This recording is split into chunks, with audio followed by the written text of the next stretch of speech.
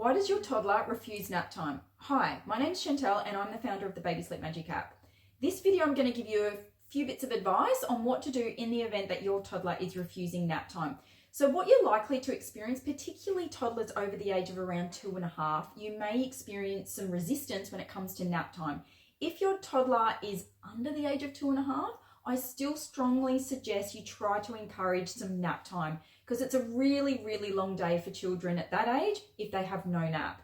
But once you've gotten to around 2.5 years of age, and certainly to 3 years of age and upwards, you may start to experience some of that resistance at nap time. And what you want to try and still encourage is something, because again, a toddler at the age of whether they're 2.5 or even 3.5, it's a really long day. If they're starting their day anywhere between 5:30 and 6:30, which is somewhat normal for children at that age, and they go through till anywhere between 6-7 p.m. at night, if they don't have anything in between, it's a really, really long day. And what you can then experience is they can then accrue a sleep debt. And if they accrue a sleep debt over a period of time, then that can impact their night. And then as a result of that, that can then result in frequent night wakings or even earlier mornings. So that's obviously not ideal and what you don't want to go down. But so in the event that your toddler is refusing their nap, you want to try and encourage downtime as an alternative. So if nap time is just an absolute no-go, it's more hassle than it's worth, it's not worth doing it, they're really not interested, it's not working for you or them anymore, I still suggest some downtime. So downtime could be, normally speaking, it would be anywhere between 2 and 3 o'clock in the afternoon, because that's when they're likely to hit a bit of a wall. They might be fine up until 1-2 o'clock, and then 2 o'clock, even sometimes a bit later, that's when they're really going to take a bit of a turn and hit that wall, and then they become grumpy and cranky and tantrumy and miserable and sooky and whingy and clingy and really, really difficult to be doing anything at that time of the afternoon if they're like that. So downtime can literally be anything. It can be in the lounge room, it can be in their bedroom.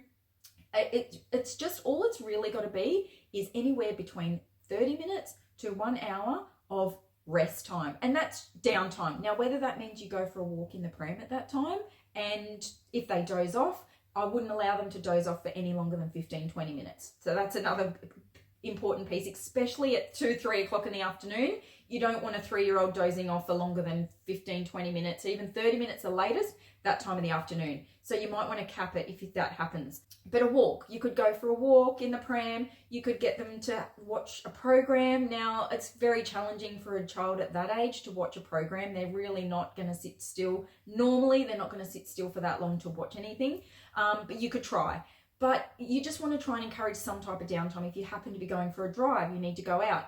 That time in the car, whether it's 15 minutes, 20 minutes, half an hour, is some downtime. And that downtime helps because they're still not doing anything. If you can get them in an environment like the pram or like the car or like they're just chilling out watching a program, they're not doing anything. They're not engaged, they're not stimulated, they're not doing a lot of anything. They're just resting. And that can be as good as a nap. Obviously, a nap in the middle of the day is ideal if you can get to that, but there's a lot of situations where that just doesn't work once a child is a certain age. You want to still try and incorporate some type of rest time or downtime. And in the event that your child at that age doesn't nap at all, even if they have that little bit of a rest time, I still strongly suggest an early bedtime. And an early bedtime would be probably between 5 and 6 p.m.